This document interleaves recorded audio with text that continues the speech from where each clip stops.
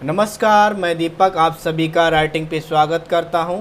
तो ये lecture first है नंबर सिस्टम। नंबर सिस्टम हमारा अर्थमेटिक का ये मोस्ट इम्पॉर्टेंट है, जिसे संख्या पद्धति भी बोला जाता है।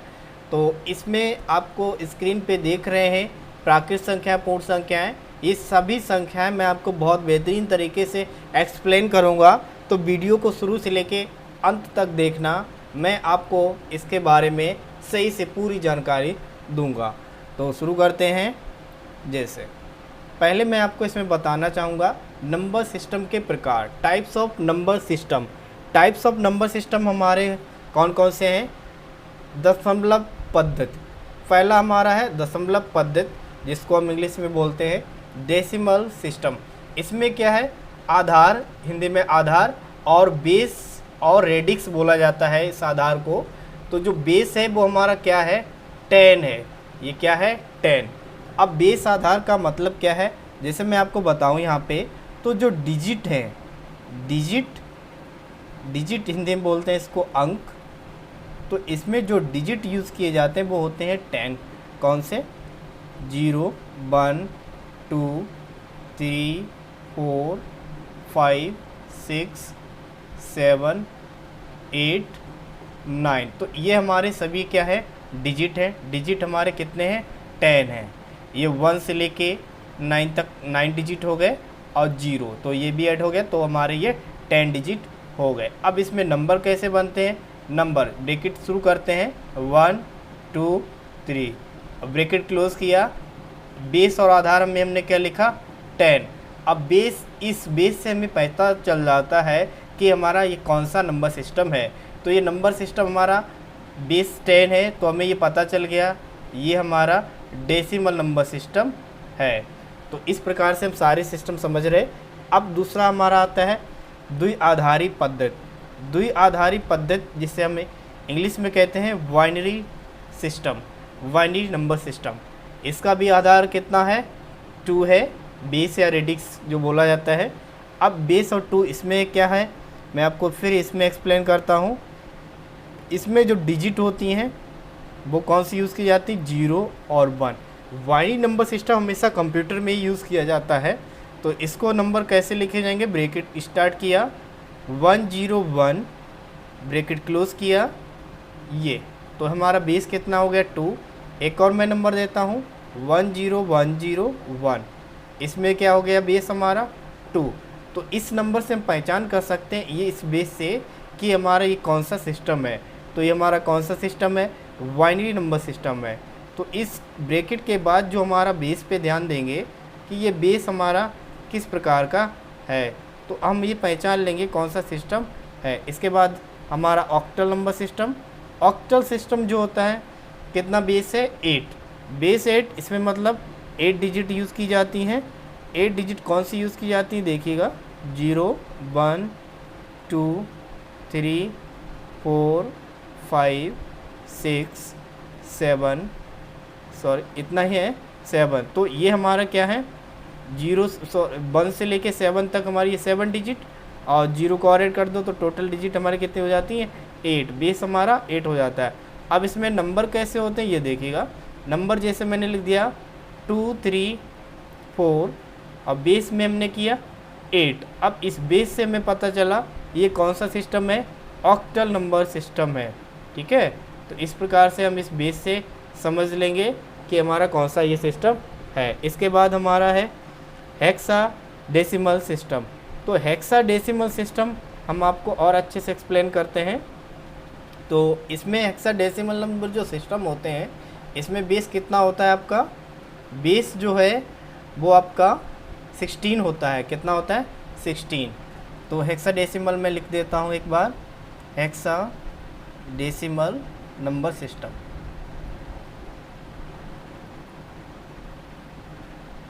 तो इस सिस्टम में मैं आपको समझाता हूँ। हेक्साडेसिमल नंबर सिस्टम जैसे कितना बेस था? बेस कितना है? 16 है। ठीक है, कितना बेस है? 16। अब समझो इसे कैसे। मैं इसे लिखता हूँ 0, 1, 2, 3, 4, 5, 6, 7, 8, 9। फिर अल्फ़ाबेट आ जाते हैं 1 A B C D E F। अब एक बात यहाँ पे समझिएगा, तो यहाँ पे अल्फ़ाबेट कितने हैं? 6 अल्फ़ाबेट यूज़ किया जाता है हेक्साडेसिमल नंबर सिस्टम में, और 10 डिजिट का यूज़ किया जाता है। ये डिजिट कितने हो गए? यहाँ पे डिजिट कितने हैं? 10। और लेटर्स कितने हैं? लेटर्स हमारे कितने हैं इसमें? 6 हैं। ठीक है, एक चीज़ समझ लिए, जैसे यहाँ पे ए को किससे डिनोट किया जाएगा? A 10 द्वारा, B 11, C 12 और D आपका 13, E आपका 14 और F 15। तो इस प्रकार से ये हमारे किस प्रकार से होते हैं? 16 बेस होता है। तो ये सारे नंबर हमने आपको एक्सप्लेन किया। अब इस नंबर को कैसे लिखा जाता है? जैसे 2A बेस में 16, तो इस बेस 16 है, तो हमें पता चल गया है कि हमारा हेक्साडेसिमल नंबर सिस्टम है। एक और मैं लिखता हूँ, जैसे 3AB और ये बेस में 16।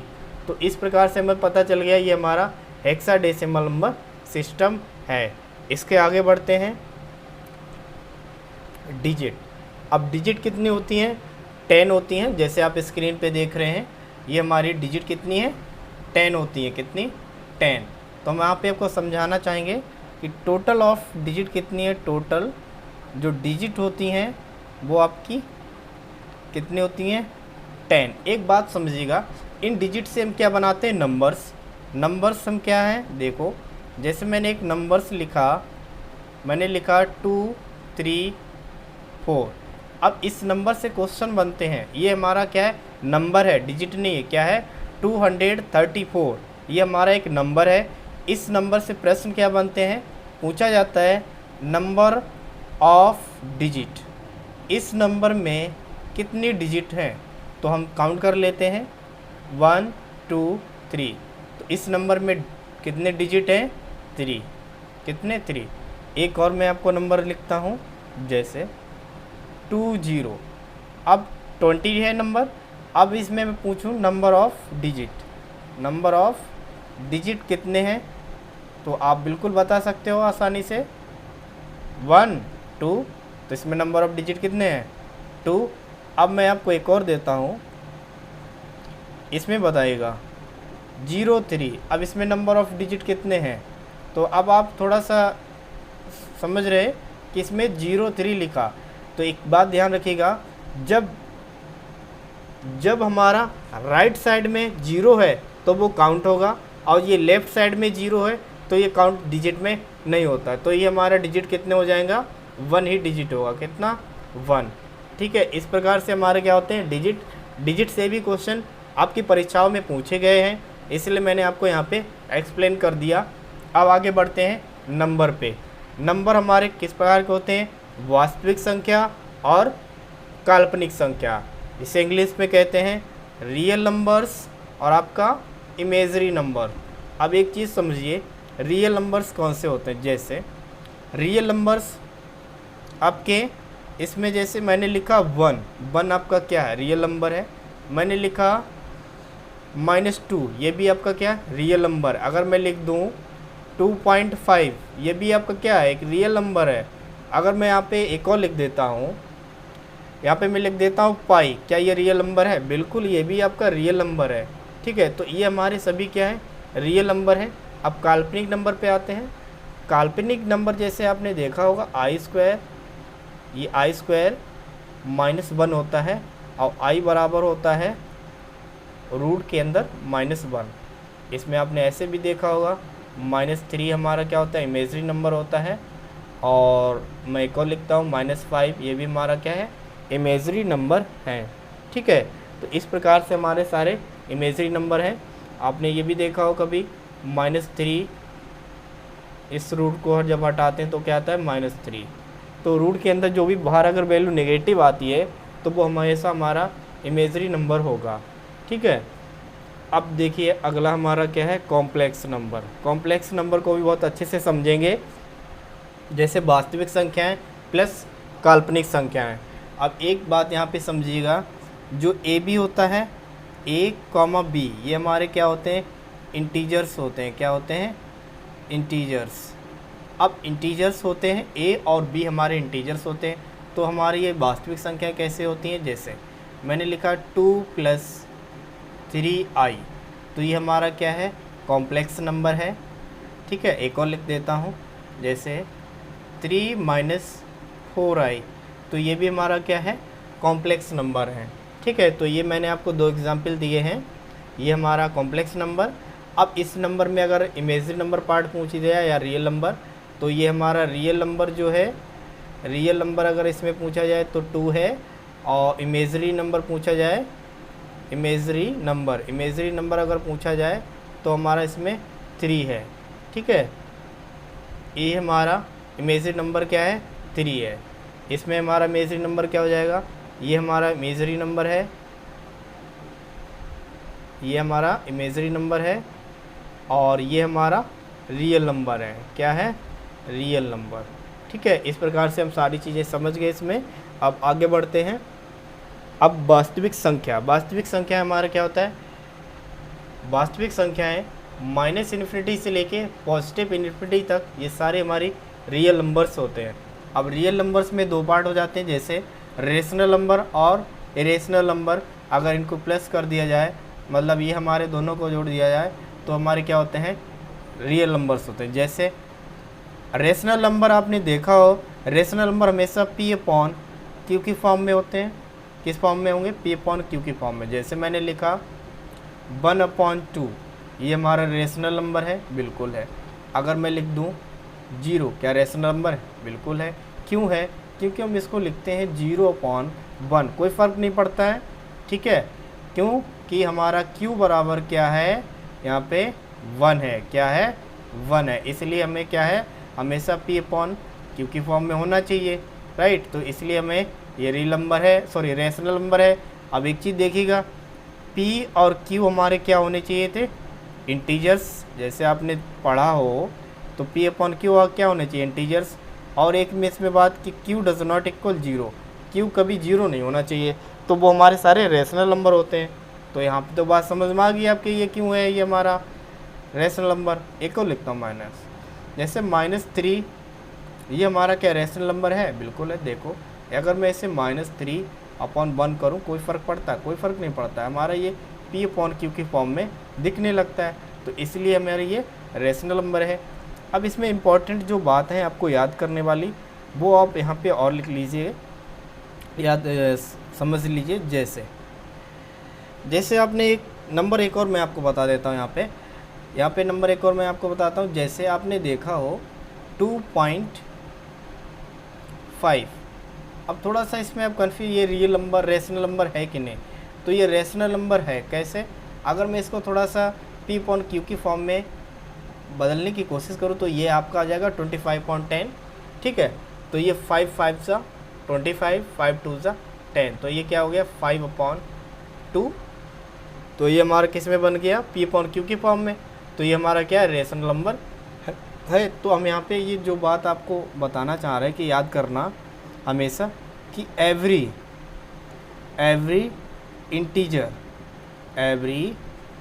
इंटीजर्स आपके क्या होंगे, रेशनल नंबर होंगे। क्या होंगे आपके, रेशनल नंबर्स। और नंबर 2, ये भी इम्पोर्टेंट पॉइंट, एवरी फ्रैक्शन हमारा क्या होगा, ये भी हमारा रेशनल नंबर होगा। क्या होंगे, रेशनल नंबर्स। एक और यहाँ पे बात बता देता हूँ, जैसे इसमें जो नंबर 3rd पॉइंट है, टर्मिनेटिंग पॉइंट, और इसी में आते हैं टर्मिनेटिंग नंबर्स इसी में आते हैं। टर्मिनेटिंग का मतलब है, जैसे मैंने लिखा 1/2, तो इसका क्या टर्मिनेट हो जाएगा, 0.5, तो ये भी हमारे किस फॉर्म में आते हैं, इसी में आते हैं, रेशनल में ही।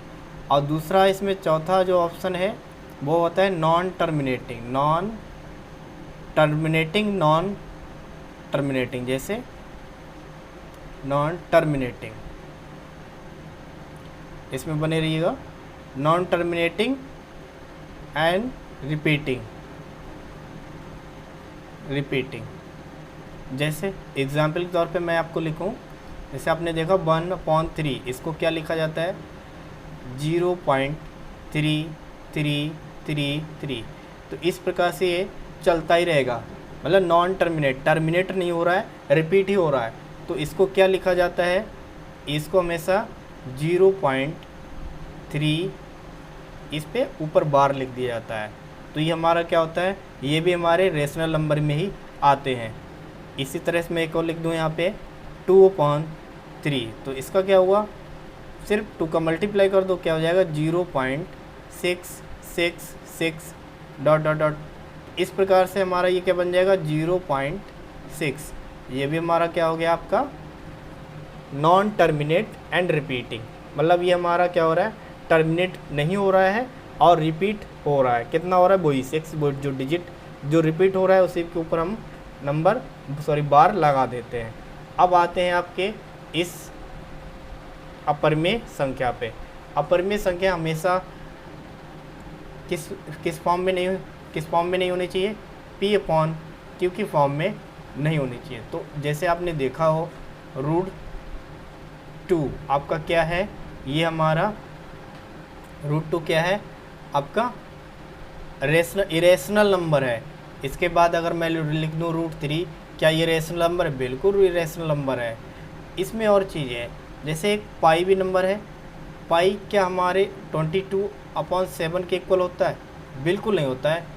पाई अप्रोच में होता है, किसके अप्रोच में होता है, अप्रोच होता है 22/7।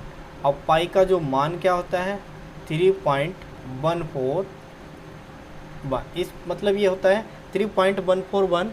इसके मान हमेशा कभी भी रिपीट नहीं होते हैं, ना ही टर्मिनेट होते हैं। इसका कहने मतलब जो नंबर एक लाइन है, नॉन टर्मिनेट नॉन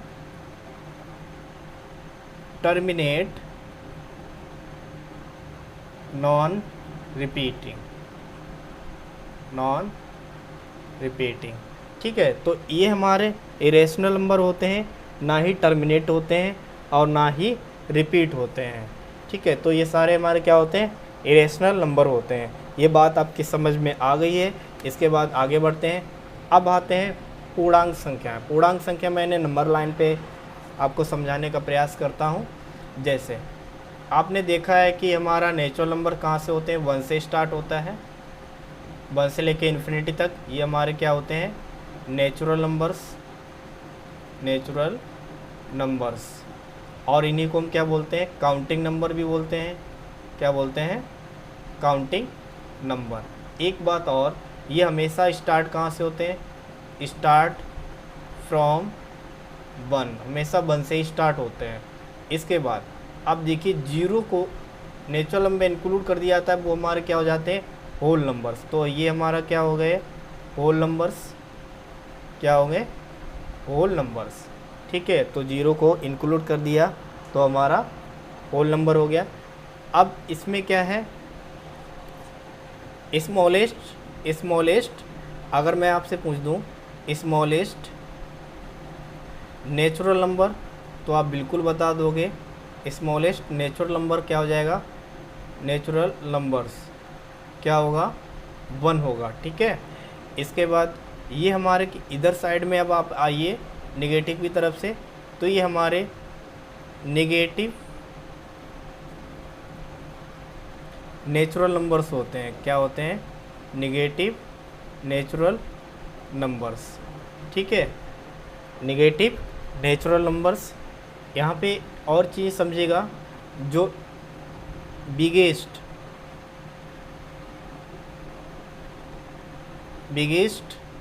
नेगेटिव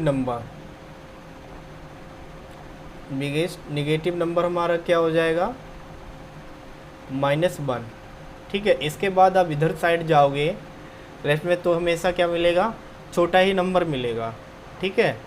तो हमें क्या मिलेगा, हमेशा छोटा ही नंबर।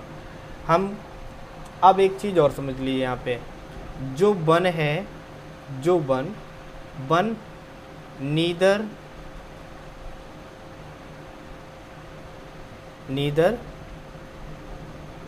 यहाँ पे जो बात मैं आपको समझाना चाह रहा हूँ, ये मैं आपको अगले पॉइंट पे समझाऊंगा, ठीक है। तो अभी मैं आपको यहाँ पे ये हटा दे रहा हूँ, ठीक है। तो इस चीज़ को समझना, अगले पॉइंट में समझाऊंगा।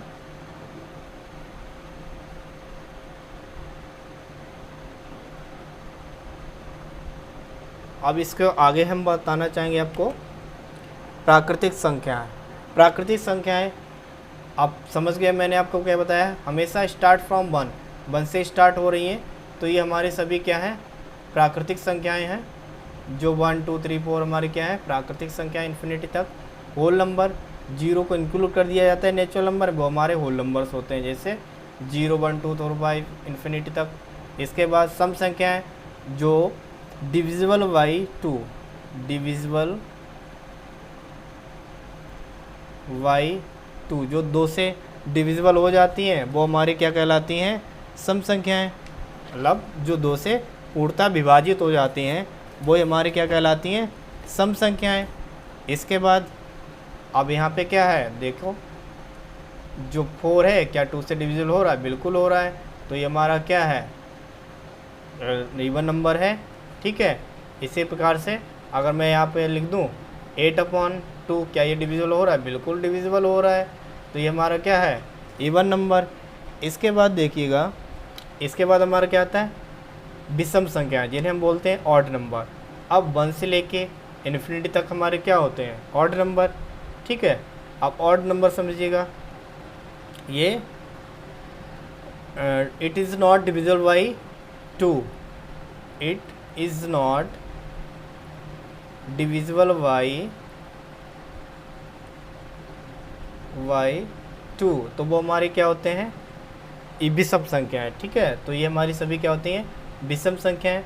तो 1 है, 3 5 7, ये हमारे क्या हैं, विषम संख्याएं। अब आते हैं भाज्य संख्याएं। भाज्य संख्याएं को क्या बोलते हैं, कंपोजिट नंबर। कंपोजिट नंबर का मतलब होता है जो अपने फैक्टर से अधिक, एक या दो से फैक्टर से अधिक जो फैक्टर होते हैं, वो हम भाज्य संख्याएं कहलाते हैं। जैसे मैंने लिखा 4 के फैक्टर क्या क्या हो सकते हैं, देखिए 1 2 4, एक से अधिक फैक्टर हैं, तो ये हमारे क्या हैं, कंपोजिट नंबर, ठीक है। इसके बाद एक और भाषा समझते हैं, जो दो से अधिक नंबर से डिविजिबल हो जाए, वो हमारा क्या होता है, भाज्य संख्या होते हैं, ठीक है। इसमें एक पॉइंट याद करने वाला है, स्मॉलेस्ट, ये पूछा गया है, स्मॉलेस्ट कंपोजिट नंबर कौन सा होता है। स्मॉलेस्ट कंपोजिट नंबर जो है आपका, वो क्या होगा, 4 होगा, ठीक है। स्मॉलेस्ट कंपोजिट नंबर क्या होगा, 4 होगा। आगे बढ़ते हैं आपके अभाज्य संख्याएं। अब अभाज्य संख्याएं वो संख्याएं जो अपने आप से डिविजिबल हो और वन के साथ साथ अपने आप से डिविजिबल हो, वो हमारे अभाज्य संख्या कहलाते हैं। जिसके 2 ही फैक्टर हों, जैसे अगर मैं 2 के फैक्टर निकालूं तो कितना होगा, 1 और 2, सिर्फ यही फैक्टर होंगे, तो वो हमारे क्या होंगे, अभाज्य संख्याएं होंगी, ठीक है। और मैं आपको यहाँ पे बताना चाहूँगा, जैसे 1 से लेके 50 के बीच में कितनी अभाज्य संख्याएं होती हैं, ये आप बता सकते हो कितनी हो सकती है, अंदाज़ लगाइए, मैंने सब आपके लिए ऊपर लिख दिए हैं। तो 1 से लेके 50 तक जो अभाज्य संख्याएं होती हैं आपकी, उनकी जो संख्या होती है प्राइम नंबर की, वो कितनी होती है, प्राइम नंबर कितने होते हैं, प्राइम नंबर जो आपके होते हैं 15 होते हैं, कितने, 15। अब मैं आपसे फिर पूछूंगा कि 1 से लेके 100 के बीच में कितने होंगे, 1 से लेके 100 के बीच में कितने होंगे। तो इसमें प्राइम नंबर जो होंगे आपके, वो कितने होंगे, 25। ऊपर मैंने आपको लिख दिए हैं, काउंट भी कर सकते हो। एक और अगर मैं आपसे यहाँ पे थोड़ा पूछ लूँ, 50 से लेके 100 के बीच में कितने प्राइम नंबर होते हैं, तो कितने हो जाएंगे आपके, 10 प्राइम नंबर होंगे, कितने, 10 प्राइम नंबर होंगे। इसके मैं एक शॉर्ट फार्मूला बना देता हूँ, जैसे 4 4 2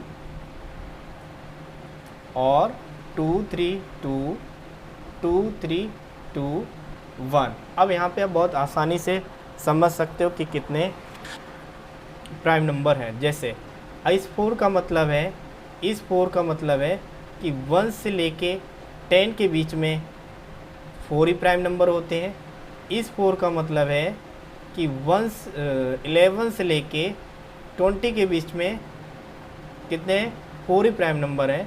और इस 2 का मतलब है 21 से लेके 30 के बीच में कितने प्राइम नंबर हैं, 2 है। तो ये फार्मूला मैंने आपको बनाया है, तो इसको आप याद कर लीजिए। ये बहुत आसान है, किसी कितने के बीच में कौन सा नंबर पूछ दिया जाए तो आप बहुत आसानी से बता सकते हो। ठीक है, जैसे ये 10 हो गया, ये 20, 30, 40, 50, 60, 70, 80, 90, 100। अब 90 और 100 के बीच में पूछ दिया जाए कितने प्राइम नंबर होते हैं, तो आपको देख लीजिए कितने होते हैं, 1 होता है। ठीक है, बहुत आसान हो गया। 80 90 के बीच में अगर प्राइम नंबर पूछ दिया जाए तो कितने होंगे, 80 और 90 के बीच में प्राइम नंबर पूछ दिया जाए तो क्या है हमारा, 2। कितने होंगे, 2। तो इस प्रकार से हम बहुत अच्छे से समझ गए कि कैसे जल्दी से हम आवाज़ प्राइम नंबर निकाल सकते हैं। ठीक है, अब इसके बाद आता है को प्राइम नंबर। को प्राइम नंबर क्या होते हैं, देखो, जिसका HCF 1 हो, जिसका HCF 1 हो वो हमारे को प्राइम नंबर होते हैं। जैसे इन दोनों के बीच का HCF क्या है, एक ही है। क्या HCF 1 है, तो ये हमारे को प्राइम नंबर होते हैं। इसके बाद आपके twin prime number. Twin prime number क्या होते हैं, समझिए, जिसका HCF 1 हो और डिफरेंस जो है आपका, डिफरेंस जो हो वो कितना होना चाहिए आपका, डिफरेंस जो आपका 2 होना चाहिए। कितना होना चाहिए, 2 होना चाहिए। इन दोनों के बीच का डिफरेंस कितना है, 2 है। इन दोनों के बीच का डिफरेंस कितना है, 2 है। तो ये वो हमारे कौन से नंबर होते हैं, ट्विन प्राइम नंबर या जुड़वा अभाज्य संख्याएं।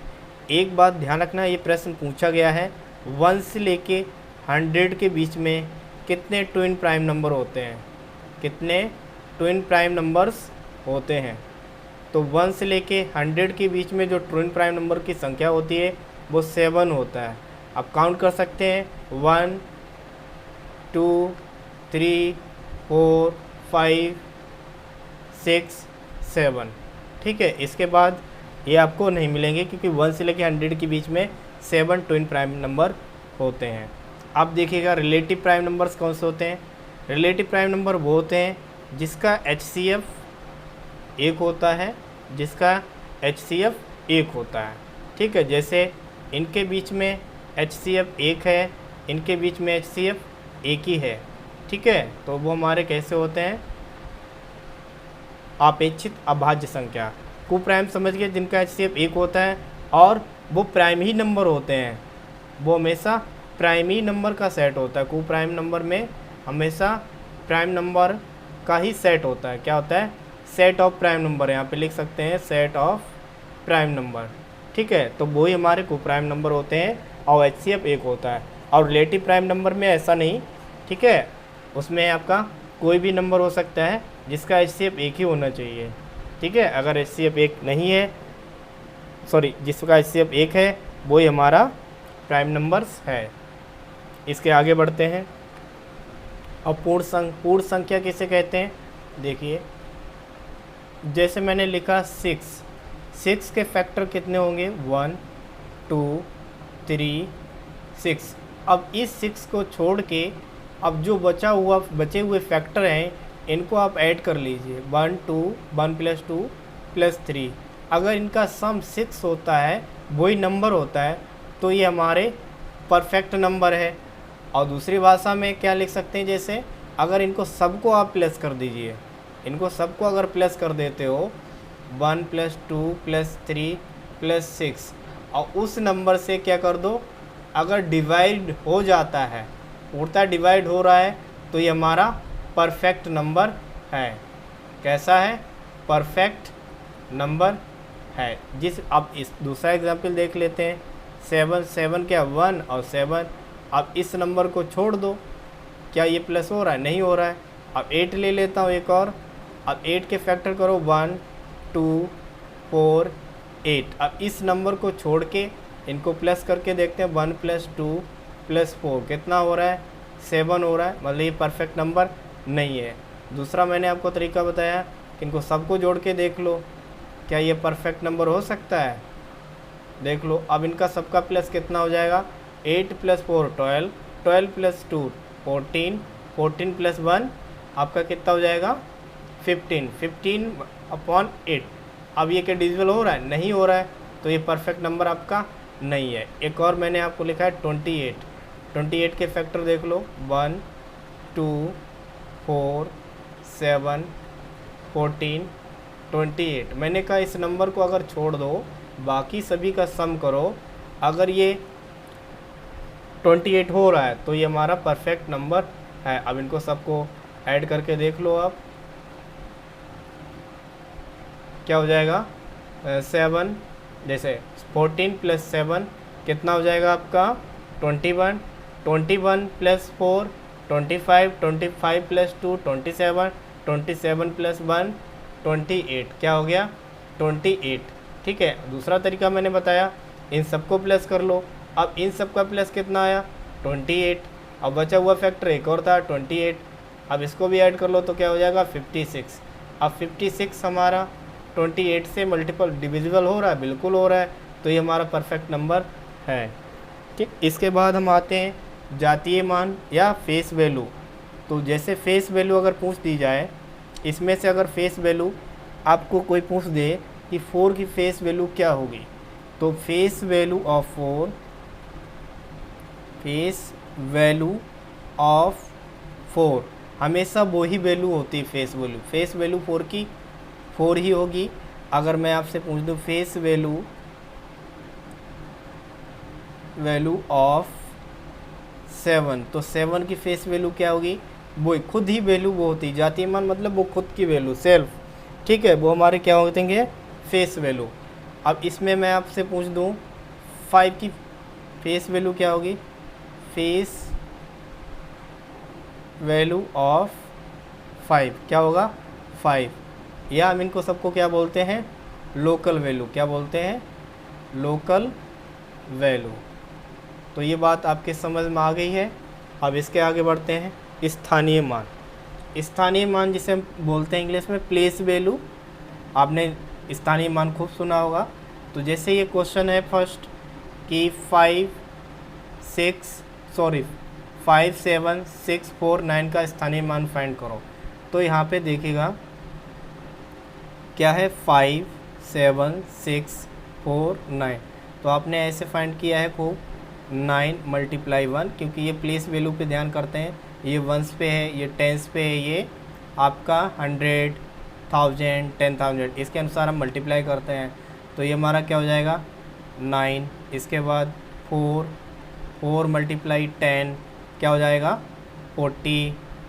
फिर 6 आपका क्या हो जाएगा? 6 × 100, तो ये क्या होगा? 600। इसके बाद 7 पे आएंगे तो 7 × 1000 क्या हो जाएगा? 7000। इसके बाद आपका 5 को लेकर चलेंगे तो क्या हो जाएगा? 5 × 10,000, तो क्या होगा? तो क्या आएगा आपका? 50,000। अब एक चीज़ समझिएगा, मतलब मेरा कहने का मतलब है, जैसे अगर मैं आपसे यहाँ पूछ दूँ कि 7 का स्थानीय मान क्या होगा, तो हमें पता है 7 के बाद कितने डिजिट हैं? 1 2 3, तो हम उतने ही जीरो लिख देंगे। 7 3 0 है तो 3 डिजिट है तो 3 0। अब मैं आपसे पूछ दूँ 5 का स्थानीय मान क्या होगा, तो 5 कितने डिजिट हैं? 4, तो 4 0 कितने हो जाएंगे? 4। तो ये बहुत आसान है स्थानीय मान ऐसे ज्ञात करना। अब मैं आपसे पूछ दूँ 4 का स्थानीय मान क्या होगा, तो कितने बाद है? 4 के बाद एक डिजिट है तो 4 0। तो ये हो गया स्थानीय मान ऐसे ज्ञात करना। अब यहाँ पे है आपका डेसिमल में, एक मैंने प्लेस वैल्यू आपको दिया है, डेसिमल में भी अब जैसे इसमें पूछ दिया जाए 9 का प्लेस वैल्यू क्या होगा, तो जो 9 का प्लेस वैल्यू होगा, प्लेस वैल्यू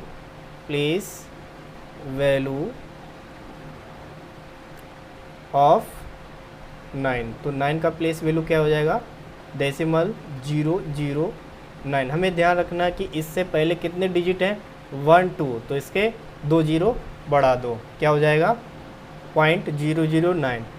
अब प्लेस वैल्यू अगर पूछ दी जाए,